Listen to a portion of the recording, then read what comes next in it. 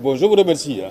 Je remercie d'abord le grand Doudou qui a tout dit et qui est notre doyen et coordonnateur du collectif des avocats constitué par M. Mohamedou Ngom, dit Farba, député à l'Assemblée nationale de la 15e législature et qui fait actuellement l'objet d'une procédure de levée de son immunité parlementaire sur la demande du garde des Sceaux, ministre de la Justice, qui a été saisi par le procureur général près la cour d'appel de Dakar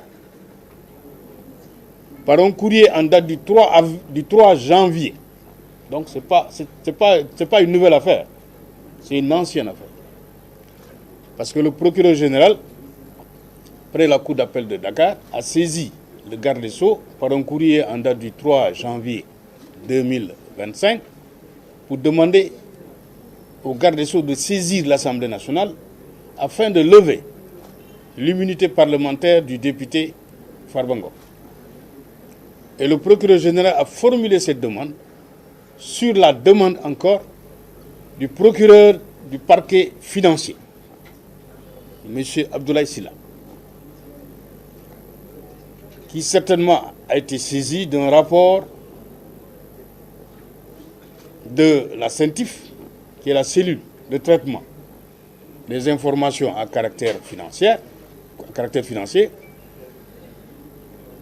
Et dans ce document dont on n'a pas encore eu connaissance, il est fait état, en tout cas dans la presse, parce qu'il y a eu deux communiqués, un communiqué qui n'est pas signé et un communiqué qui est signé.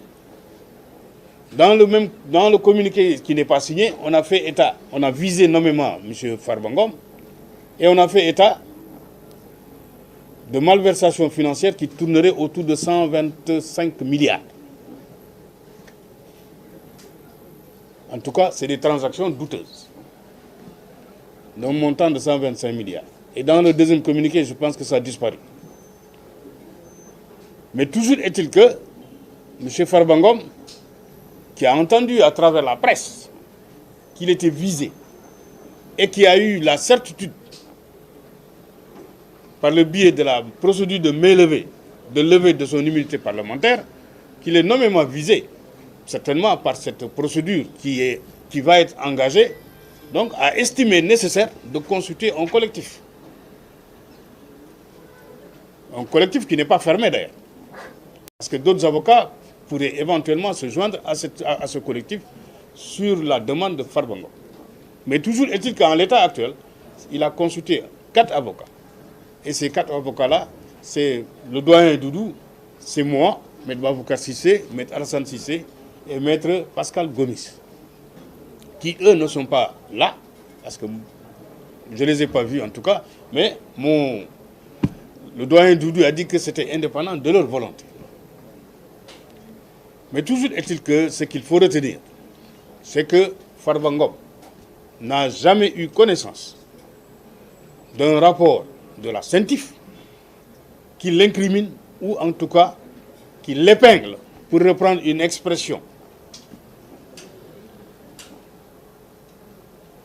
Une expression qui a été utilisée dans une autre affaire. En tout cas, il n'a pas été entendu. Il n'a pas pris connaissance, mais il a appris. Maintenant, il s'est dit, 2 précautions valent mieux qu'une. Ce que je vais faire, c'est aussi simple, c'est de constituer un collectif pour au moins me défendre. Parce que aussi, il bénéficie de la présomption d'innocence. Jusqu'à présent, il n'y a pas eu de procédure à proprement parler judiciaire. Mais en fait, il bénéficie de la présomption d'innocence. Il s'est dit, il vaut mieux prendre toutes les précautions nécessaires. Maintenant, je constitue un collectif et c'est ce collectif-là qui va me défendre au cas où une procédure judiciaire serait engagée contre ma personne.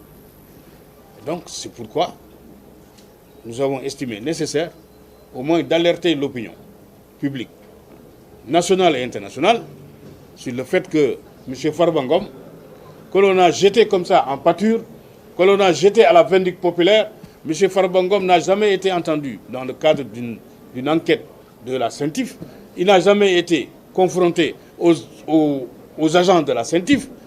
Donc en fait, il ne sait pas de quoi on lui reproche. Il a l'impression lui-même, il le dit, que c'est un complot. Parce que simplement, il n'a jamais été confronté, ni entendu, ni en fait, on ne lui a pas donné l'occasion de s'expliquer sur ce qu'éventuellement on lui reproche. Et donc c'est pourquoi il a estimé nécessaire de consulter ce collectif-là et il entend se défendre jusqu'au bout. Comme il l'a si bien dit, il va se défendre. Parce que simplement, en fait, il bénéficie de la présomption d'innocence. Farbangom n'a jamais eu à gérer des deniers publics. Il n'a jamais eu à occuper un poste ministériel, encore moins de conseiller, etc. Durant tout le règne de M.